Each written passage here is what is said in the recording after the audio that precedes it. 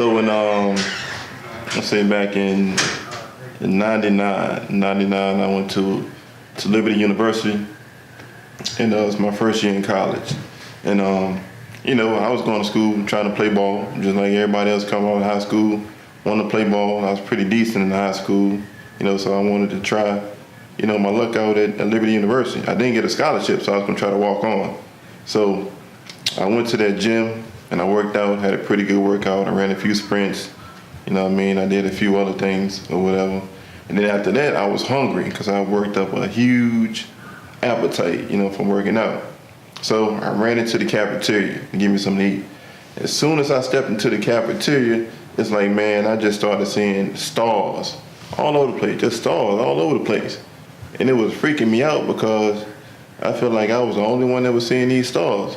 Matter of fact, I knew I was the only one. So I'm trying to look at other people to get their reaction to see if they seeing stars too, right? And I'm looking around and people going about their merry way. They got food on the tray, they're sitting down, they're laughing. It wasn't none out of the ordinary. So then that's when I knew I'm the only one seeing these stars, right? So after that happened, the fear set in. I was scared.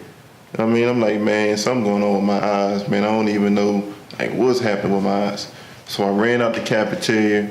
I ran all the way back to my dorm room, which was probably about a mile away. I sprinted back to the jungle because I was scared. It's pure adrenaline now. All right, I got back to my room.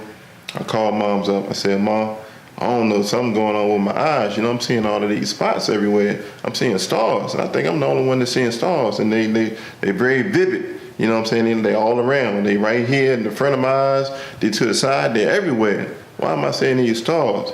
I'm crying because I thought I'm losing my sight. I'm going blind. I don't know what's going on with me, right? So she prayed with me. She said, son, just calm down. I'm going to pray with you. We're going to trust God, and He's going to bring you through this, that type of thing. All right, so after that, things kind of calmed down. My vision went back to its normal cycle or whatever, and I went on with my regular school career. All right, so that was in 99.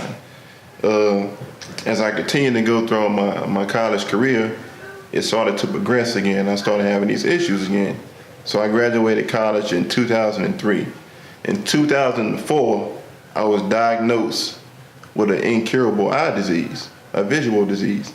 It's one that leads to legal blindness. It's called Stargardt's. And it's basically when you got blind spots in your vision. And they said it's very rare. It's not a common thing, but you got the blind spots right in your central vision, which means that affects everything that you do. Which means that if you try to hit a baseball, you're not really seeing that. If you try to use a computer, if you drive, pretty much everything you do is affected because you got blind spots in your central vision. All right. When that happened, I was there's a doctor in Lynchburg, and he diagnosed me with it. And he actually prayed with me. He was like, man, it ain't nothing that we can do for you. I asked him, oh, what about LASIK surgery? What about laser surgery? You're like, nah, man, none of that's going to help you. He said, matter of fact, I'm going to pray with you because there ain't nothing else I can do, right? And then I said, okay, I prayed with him. He prayed with him. I said, okay, that's cool. The Lord will take care of it. And from that moment on, everything I did was a struggle. Driving. When normal people drive, they would see everything. I wouldn't. Even the cars that's coming towards you, instead of me seeing the whole car, I would see fractions of a car. When I was standing in front of people, like this close, I wouldn't even see their face.